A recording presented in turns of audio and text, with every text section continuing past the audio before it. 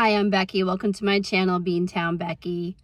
I just wanted to come on before the series starts and give you guys a little context. These videos were filmed quite a few months ago. They were filmed in real time as my mom faced a serious illness.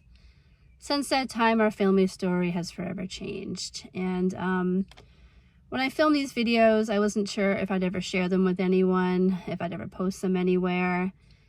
But I've since decided it's important for me to share this story with all of you.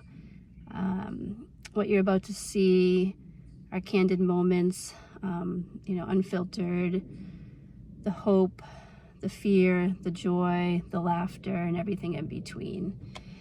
And my hope in sharing this with all of you is that, life gets really hard sometimes. And caring for a loved one with an illness is something that I can't even put into words.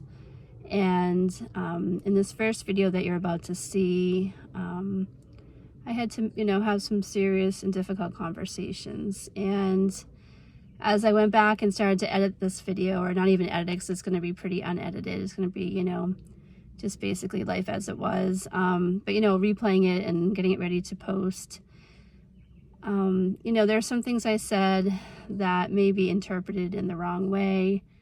And I just had to clarify that now before you guys all watch this video. A little backstory. My mom got sick or diagnosed over a year ago. So pretty much the spring of 2025. And I was, her primary caregiver throughout the entire year. And, if you've never been a caregiver for a loved one that has an illness, it's hard to understand what it's like. But if you've been there, unfortunately, you know exactly how hard it can be. Not just the physical part of it all, the actual caregiving, but the emotional and the mental and all of that combined. It's just completely heartbreaking and exhausting, and you just feel so helpless. So I just wanted to, start with that. Like, my mom was my world, and I loved her dearly. And I, towards, you'll see in the video, when I started to have to make some hard decisions, all I wanted to do was take her back home. And after rewatching, the videos, people might say, well, why didn't you just take her home? But I just wanted to clarify that she was very, very sick and needed quite significant care. And as I mentioned in the video that you're about to see, I'm a single parent. I have a son, and you can't really just, it's such a hard situation because I didn't want to put my mom in a hospice house. It's like the last thing I ever wanted to do. And I also couldn't bring her home to her house because I couldn't be there 24/7 and give her the proper care and have her be as safe as she would need to be. I just couldn't be there 24/7. I had my son I had to be home for. And the option of us moving in there wasn't an option because he was in school, and just, my mom lived in a different town. And then I'm sure people will say, well, why don't you just take her to your house? And like I mentioned in the video, I live in an apartment on the 3rd floor. There's no elevator, so even getting my mom up to my apartment would have been a challenge. And then, hospice at home provides, I believe they provide like a hospital bed. But what was I supposed to do? Put my mom in the living room in a hospital bed, or even in one of our bedrooms? But that was just, I didn't want my son to have to see his Nana basically dying in our apartment. And as much, that's what was so hard about this whole situation and the decisions I had to make, because I had to think about my mom, and I love my mom so much, and she and I are so close. But as a mom, I have my son to worry about too, and his long-term mental health, and how would watching Nana die in the middle of our apartment affect him long-term. So as you watch these videos, please know that these decisions I had to make pertaining to end of life care for my mom were absolutely gut-wrenching, and I don't wish it on anyone. It's the most difficult thing I've ever been through, and I just want to say that, my mom, I loved her so much, and these decisions were not made lightly. And maybe if I had more help, if I had siblings, because I'm an only child, we may have been able to make it work with her coming back home. But as you'll see in some of the videos to follow, my mom's health declined pretty quickly and pretty rapidly and significantly. And having her home would not have been the best situation for her from a medical standpoint. So I made the decisions I made based on what I felt was best for everybody. And sometimes, even if the decisions are best for everyone, you feel absolutely heartbroken inside, because all you want to do is to have your loved one be where they want to be for their final days.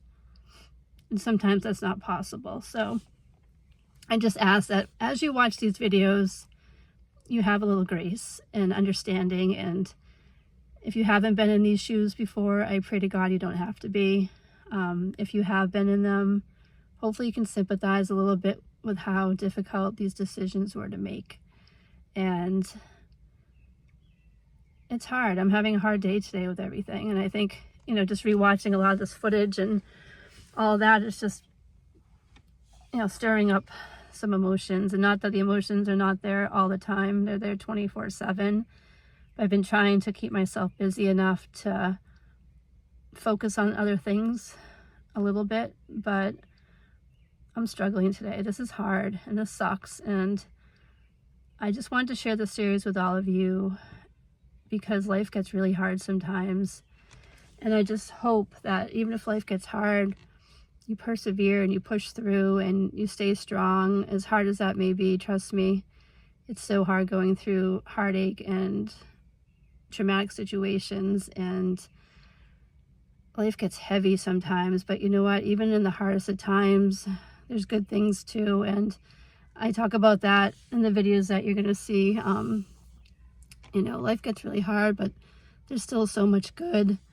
And that's, excuse me, that's the direction I want this channel to go in. I have always been one that appreciates the small things and the little things that most people overlook. And I just want to help all of you to slow down a little bit. And life is so busy and it goes by so darn quick.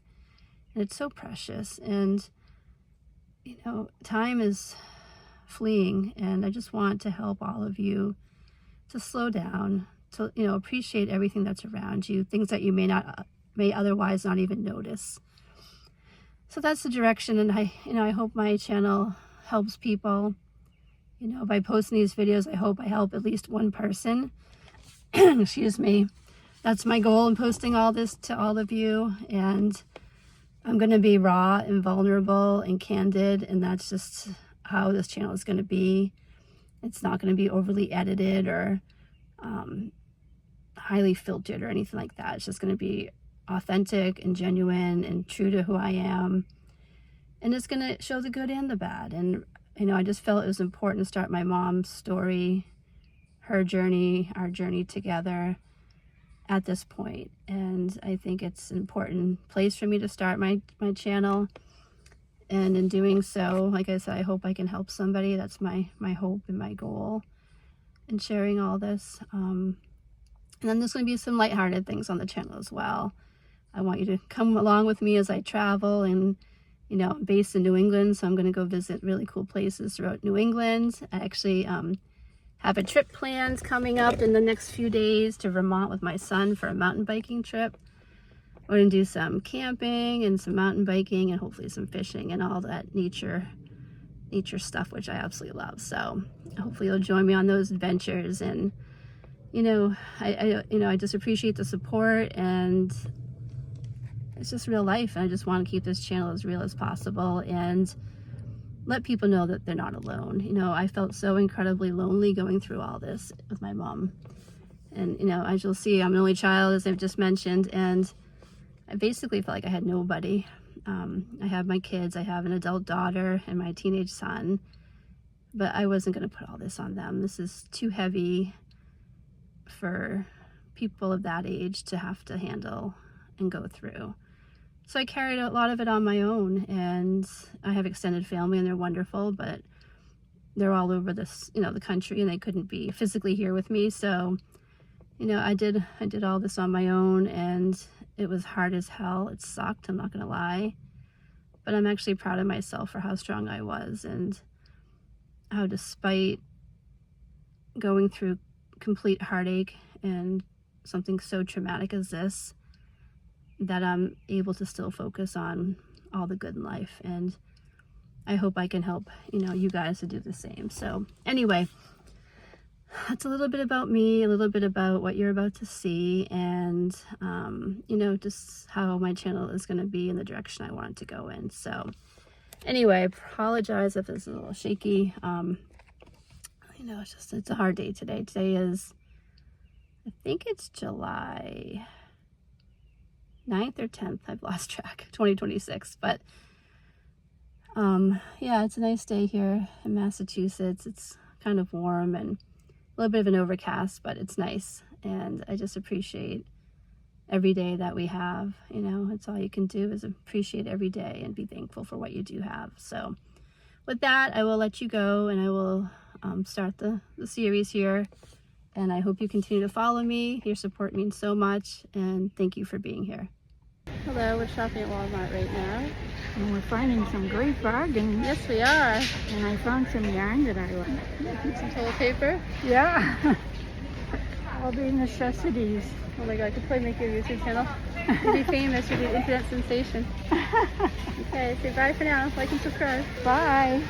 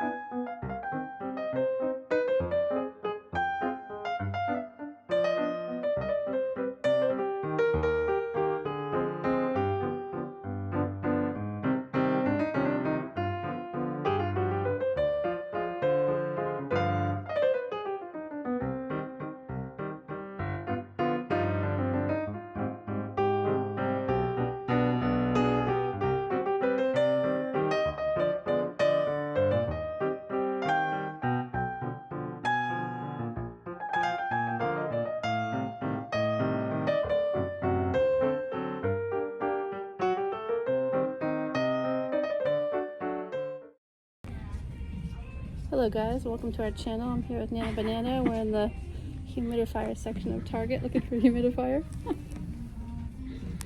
How you doing today, Nana? Good, how are you? Good. What are you buying for yourself today? A humidifier. And what's in your cart? A lamp. And some light bulbs. A lamp and some light bulbs. Very good. Well, have fun. We'll see you later, guys. Okay, bye.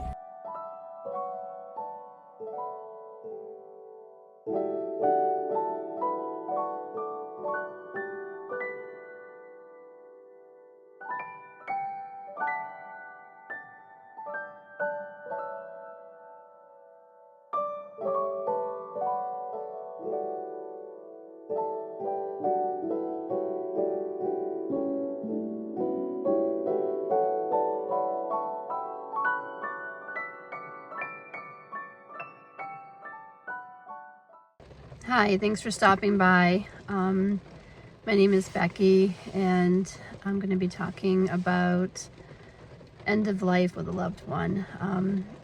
I hope this video is able to help at least one person. A little bit about me. I'm 51 years old, and I'm a single parent of 2 kids, an adult daughter and a teenage son. Excuse me. My mother is currently in the hospital. She has a bone marrow disease, stage 5 kidney disease. And most recently, we thought she was having heart issues, a heart attack. She was in the hospital last week, and they ended up releasing her home. She wasn't even home for a few hours, where she ended up having more chest pain. Went back to the, had to call an ambulance, went back to the emergency room. And because of all her other medical conditions, she was transferred to a major university hospital where she was previously. And the plan was to do a procedure where they could look inside the arteries of her heart to see if there was a blockage. When she was inpatient just a week ago, they did a scan, and that came back actually okay, but they said that doesn't always show everything. So they wanted to do this other test, which looks at the arteries. They go in through a vein up into the heart and can see the arteries, and then determine if they want to put a stent in or not. They came back and said they couldn't do that procedure because my mother's very anemic due to her bone marrow disease. And basically it was very, very risky for her to have that procedure. So they have opted not to do the procedure. I got a phone call last night that they wanted me to come in today to start talking about end of life, hospice, and the next steps. I went in today and, you know, kind of mentally prepared myself since last night for the conversations we'd have today. And I met with the doctors. Some of the testing came back, and they don't think it's her heart after all. They think she has some inflammation around her heart due to her, she only has one kidney. She was born with one kidney and, you know, is in 5-stage kidney disease. So her kidney's not working very well. But they don't think she had an active heart attack, which is great. And they don't think, you know, it's an actual heart-related issue. So that was great news, but we still had to, you know, talk about end-of-life preparation, what things look like from here. And obviously this is all new to me. My father, he passed away unfortunately at the age of 66. And this is also hard. He ended up having he stopped breathing at home. My mother started to administer CPR. They were able to get him to the hospital via ambulance. He was then transported to the same major university hospital. And he was there for about a week. He did have heart disease, and they wanted to do a triple bypass on him. He was scheduled to have that procedure. He went from the step-down unit to the regular floor, and the plan was to do that procedure on him that week. But things took a turn for the worse, and he ended up coding 3 times on the floor, and he just unfortunately didn't come back. He was on a ventilator, and pretty much everything just was shutting down, and he passed away in the hospital a few days after that. So that was extremely traumatic for my family, for my mother and I. My kids were young at the time. My son was only 2. My daughter was 15, and you know, it was really, really hard, but everything happened so quickly, and I had my mother to go through that with at the time. But now it's just me dealing with all of my, you know, mother's end-of-life stuff, and it's just so hard. You know, like I said, I have a daughter who's 27, but, you know, as a mom myself, I don't want to put this on my kids at all. It's too heavy of a burden as far as major decisions that have to be made, and I don't mean to call it a burden. I'm not saying my mother's a burden. I'm just saying this is much too heavy for, you know, someone to carry. And I don't want my kids to have to carry all this. And that's what's so hard about being an only child. You know, I really have nobody. I have my dad's siblings and my mom's siblings. You know, and they're wonderful, but they all live in different areas, and, you know, they have, they're older too, and can't get, you know, here as easily. And I have all my cousins, and they're wonderful too, but they're all over the country and have their own families too. So, you know, this is all kind of on my shoulders, which is really hard. And I don't know if any of you are only children and are kind of going through the same thing, even if you're not an only child, if you're going through the same thing as far as, you know, having an aging parent whose health is declining. If you're at that end of life stage with, you know, a loved one, it's beyond words how gut-wrenching it is. And when I had the conversation today with the hospice intake people, or whatever they call them. I don't know what the terminology is, but they gave me a call before I went to the hospital today. And basically I would have two options. Option one is to bring my mother home and let her live out her, whatever time she has left. But I would be her 24/7 caregiver. They do have someone that will come in for blocks of time to help, but the caregiving is all on the family member. Which, as much as I would love my mom to be home, that's my ultimate goal for her. As a single parent, it's hard to juggle it all. I can't be there 24/7, and that makes me feel awful that I can't, just be there 100% for my mom, but I also have the responsibilities at home too. And, it's such a balance, and it's really hard to find that balance. So that's option one. Option two, they said my mother could go to a hospice house, which is, a special house apparently for this reason.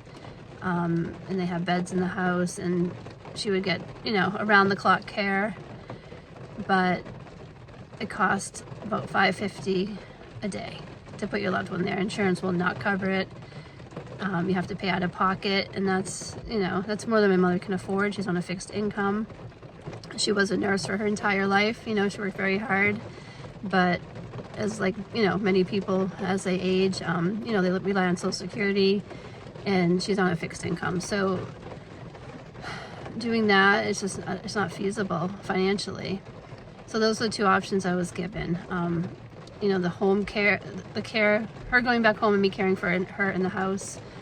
I guess they give the family members instructions. They give them medications, and they kind of, will guide them on, okay, if this happens, you'll administer this medication. You're basically a nurse, and you have to do it all. And it's scary, to be there for all of that and not have a medical background, and not know if she's struggling to breathe or how long I let things go for before I give the medication. It just feels very overwhelming.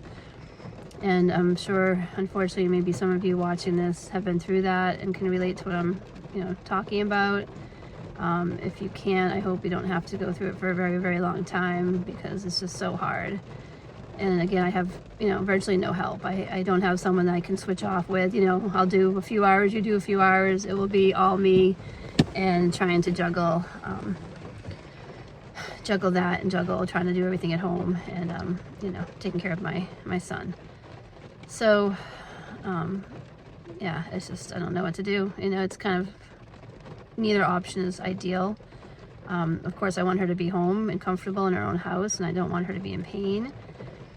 But the fact that the way the system is with insurance, I can't believe that, when someone's at the end of their life, the insurance won't cover care and won't cover the hospice part of everything.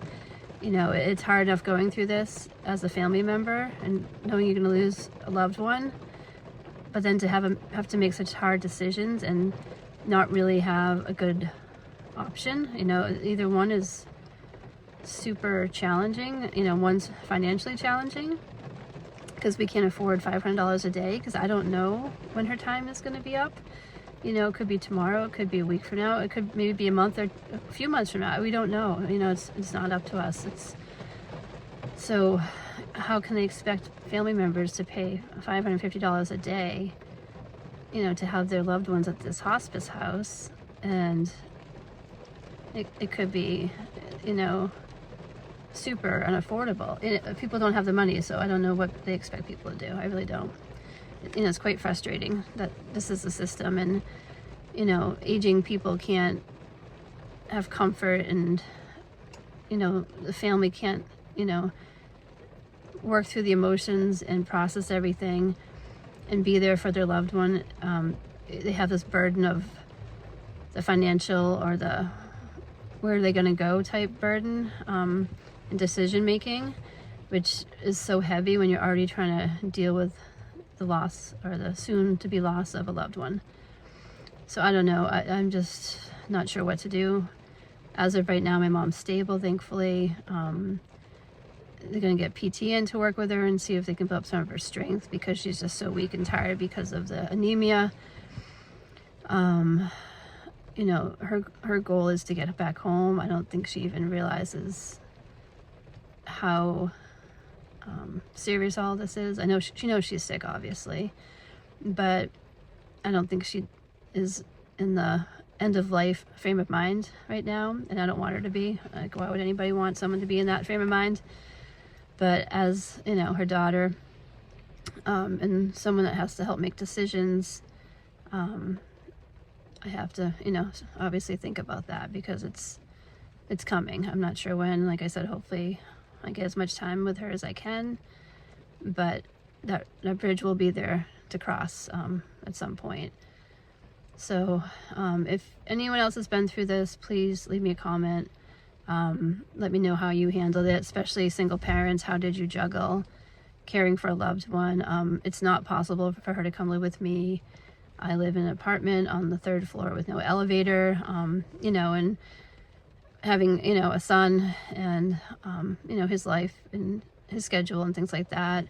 It just would be not the best environment for my mom, because she needs, you know, a place that's very quiet, and, you know, it just wouldn't work. So that's not an option. Another option, I guess, is nursing home, but you also have to pay when it gets to the point of being hospice, not just regular nursing home, but hospice care. Insurance won't cover that at a nursing home either. You still have to pay out of pocket. And from what I was told, that's even more expensive than the hospice house. That's like $700 a day. So I don't know. It's just crazy. The system needs to be fixed, because, like I said, these poor elderly people, you know, work their whole lives, and not all of them have a savings, you know, like my mother. She worked her whole life. My father worked his whole life, but they were working class people who don't have a lot of extra income. And, you know, at the end of the life, instead of just the family processing everything as far as, you know, the loved one and all of that, you have this second layer of, how am I going to either pay for her to go to a home or bring her back home to her own house, but who's going to help me physically care for her? It's just too much of, it's just crazy. It's just, I don't know, it's just a lot, and I don't know why our system is like this, why the medical insurance companies can't pay for the care at the very end of someone's life. That's when it should be most important, or just as important as other times. But that's the situation. This is all new to me. Like I said, when my dad was sick, he went quickly. It just all happened very fast. Within a couple of weeks, it happened in the hospital. So we didn't have these discussions, and we didn't have to think about these things. But with my mom, you know, it's a whole different situation. And unfortunately, or fortunately, however you want to look at it, you know, we have to have the hospice discussion, excuse me. You know, so I'm thankful that she's not going really, you know, that she's not going quickly like my dad, because I want more time with her. I want to savor every single second I can with her. But at the same time, it just leaves the family member, myself, in such a difficult position to figure out what to do. So if any of you have been through this, please leave me a comment. You know, let me know how you handled this, you know, what you did, if you took your loved one back to their house, you know, back home, or if you did opt for the facility route or the hospice house route. If you know of any resources that helps pay for these things, that would be great to know. And I'll keep you guys updated, you know, on how things are going. But right now my mom is stable. She actually was eating some lunch today, which was great. We chatted for a while. And I'm trying not to, like, I don't want her to see me crying. So I'm not crying in front of her. I don't want to make things heavy, because we're not quite, you know, we're not at that point yet. I thought we were, according to the people I spoke with last night and this morning. But when the doctors came in and talked to us today, or this afternoon, they said we're not quite at that point for the full hospice discussion. It's, you know, down the road. We don't know when, but it's good to start, you know, somewhat talking about it, because that's what we need to do. And there's a hawk right on the, let me see if I can turn the camera around. Hold on one sec. Okay, I don't know if you can see the hawk. Sorry, my hands are shaking today. When my dad passed away, my mother and I kept seeing a hawk, and we were driving home from the hospital, and there was a hawk flying almost the same level as my roof, like super, super low, and it just flew next to my car for probably a good mile.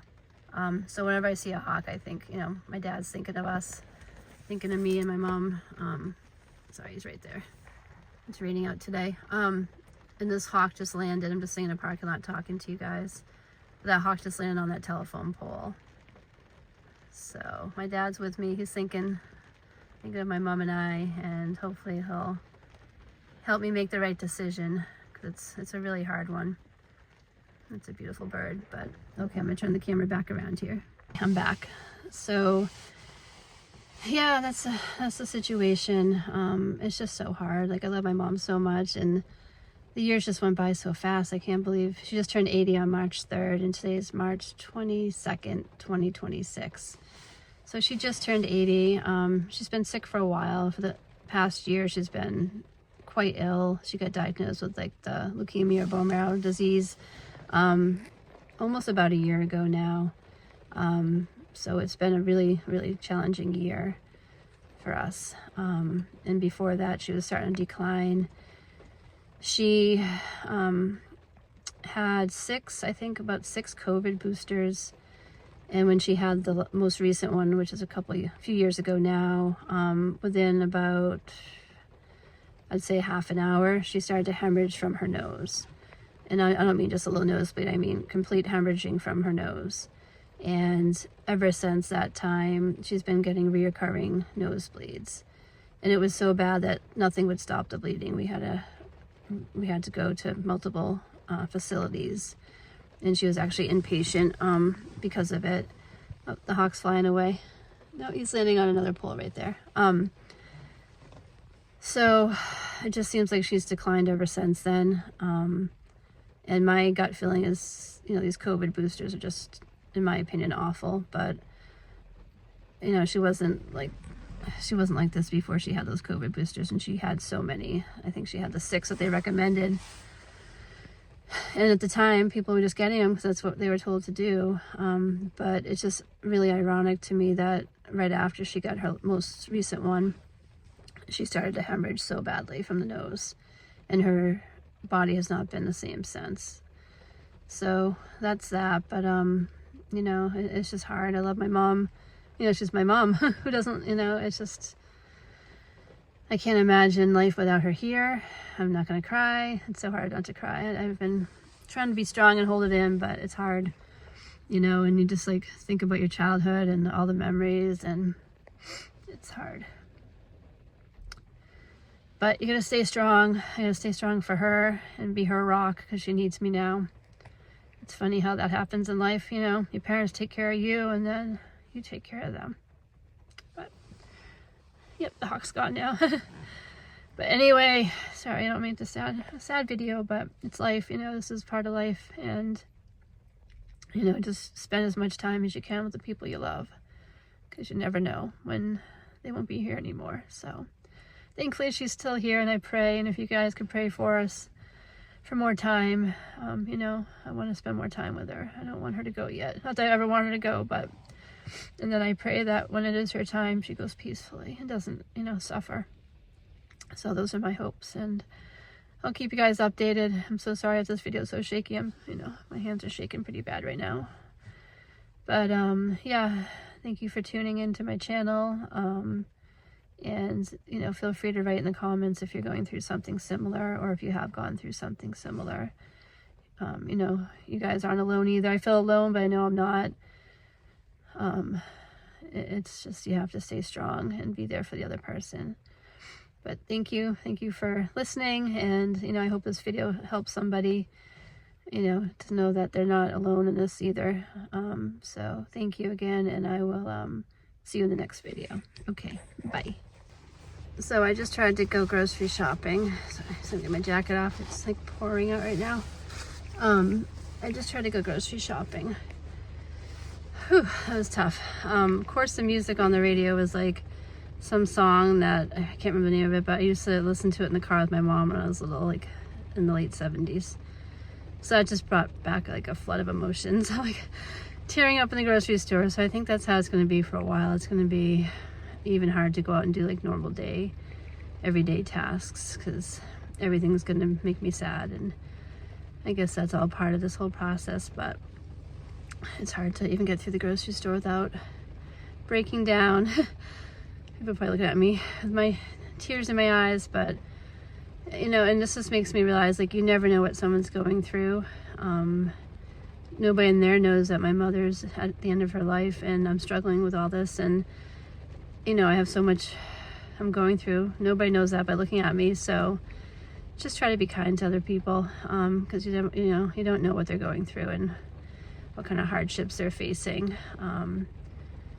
Yeah, so that's that. I'm gonna drive home now and spend the rest of the night with the kids. I'm gonna watch a movie and try to not turn my mind off, because obviously you can't turn your mind off of this when something like this is happening, but I'm gonna try to just focus on the movie and my kids for just a little while if I can. But like I said, it's probably gonna be pretty hard to do. But anyway, yeah, leave me a comment, let me know if you're going through something similar, and you know, what kind of coping mechanisms you use.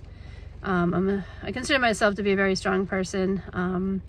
I've been through a lot over the years, you know, my life in general. When I was pregnant with my daughter, her father was diagnosed with leukemia. We were only 23 at the time. Thankfully, he's 27, yeah, I had to think about that for a second. 27 years in remission, thankfully. He had a bone marrow transplant with an unrelated donor. Sorry about the wiggly camera again, but you know, thankfully he's doing great. But I went through that with him. You know, when I was pregnant with her, I was actually induced 2 weeks early so he could be there for the birth of her. And then he had to go right in for his bone marrow transplant. So that was a lot to go through at only 23 years of age while being pregnant. We call our daughter, you know, our little angel, because I really believe that she's what pulled him through, you know, me being pregnant with her and giving him a reason to live so he could see his daughter. And he's been a great dad. We're not together anymore. We haven't been for many years, but he's always been very involved in her life. So for that, I'm very thankful. But, you know, we all have stuff we go through. I'm not saying my stuff is harder than anyone else's. I'm sure people have had it so much harder than myself. I consider myself to be blessed and very thankful. But, you know, I did go through that with him at that young age. And, you know, then my father just suddenly, you know, having his issues and passing away. That was quite traumatic. And now my mom. So it's hard. Sickness is hard. Death is hard.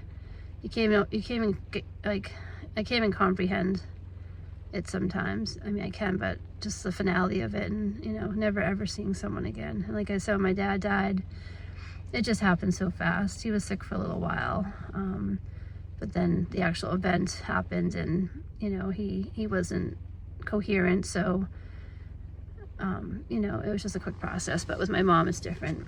She's well aware, you know, she's with it, and thankfully, you know, having conversations and eating and things like that. So it's just different. But yeah, so I guess I'm just going to take it moment by moment, day by day, and you know, it's all we can do. But yeah, please be kind to each other.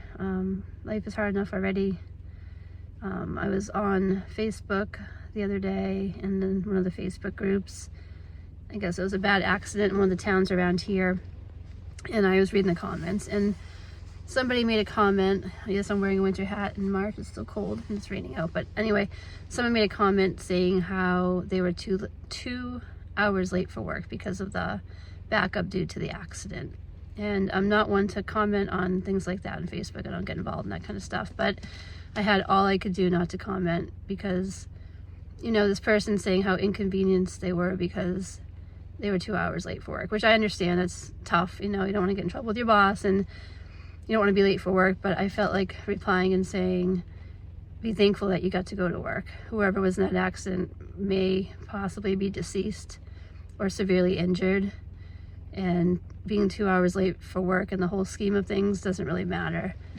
So, you know, you look at life differently too when you go through something like this, which I did when my dad passed. It kind of changed the way I look at life and what's really important. I've always been one to not really follow social norms, and you know, I don't believe that you should not enjoy your life while you can. So many people work their entire lives to save for retirement, and then they're too sick or not even here to enjoy the retirement. So I think there's a good balance to be had.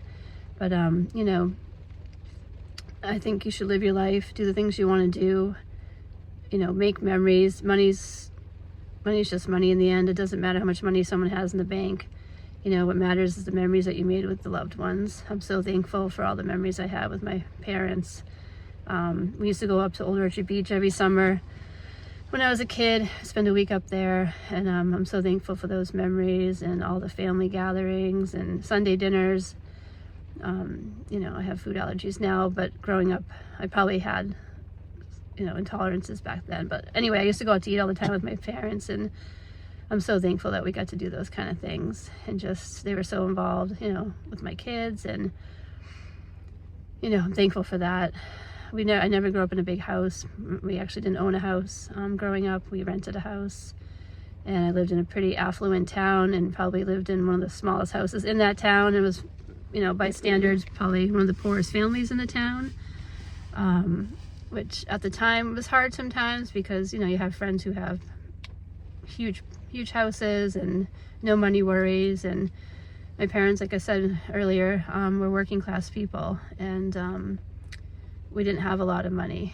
And sometimes we shouldn't have gone on the vacations, because I think my parents would say how they go on the vacation, they come back and, you know, be back to paycheck to paycheck. And my mom talks about one time when my dad was supposed to get his paycheck, you know, before they left, and they were counting on that money for the vacation, and his check was delayed. So we went on vacation, and my dad had to drive home halfway through the vacation to get his check so he could go back and you know, get his physical check, because that was before direct deposit, and cash it, and then come back up to Maine so we could finish out the rest of our vacation and have money for it. So I know to some that probably sounds crazy, and they would say, why did you bother going on the vacation if you can't afford it? But I'm so thankful to have those memories. I'll cherish those forever. I know my mom is thankful to have them. You know, my dad passed, that's what we always talked about. It's like, you know, we didn't have a lot of material things, but we had our, you know, we had a lot of laughs, a lot of good times. You know, we made a lot of memories, so I'll always cherish those, and that's what I try to do with my own kids. You know, financially I'm not well off at all, but I try to make as many memories with them as I can, because I do know, you know, later on in life they will fully appreciate that. I know they do now too, but, you know, that's what matters in the end. Money's just money. You can't take it with you, you know, you can't take it with you, and I'm so thankful. So live your life, make memories, be present. You know, I in a way hate social media. I hate electronics. It's good in some ways for this, for, you know, things like YouTube and connecting with other people, but at the same time it just has put such a wall between you know, between people. I just think it's good and bad, you know, because I tell my kids, like, I used to call someone on the phone and would talk for an hour, and now kids just text. And, you know, faces are buried in the phone. So I would love to go electronic free, except for, you know, video making and things like that. But it's the world we live in, you know, it's good in a lot of ways too. But anyway, I say but a lot, sorry. I have to drive home now and make dinner, and we're gonna watch the movie. I'm not sure what we're gonna watch. My son and I watched Finding Dory the other night, and I love Disney. We're huge Disney people in our family, my kids and I. And I've seen that movie before, and I don't know why I didn't remember it, but I didn't really remember it. But anyway, there's I think it's a duck, and its name is Becky. And that's my name, Becky. And the duck was crazy, a crazy duck. And my son was laughing, and we made a big joke of that. So that was pretty funny. So I'm just trying to enjoy those light-hearted moments in between all this heaviness. And, you know, I encourage you guys to do the same. If you're going through something really hard, stay strong. There are better days ahead, and try to find the happy moments in all the heartache and the hard times. Okay, thanks for listening, and I'll see you in the next video.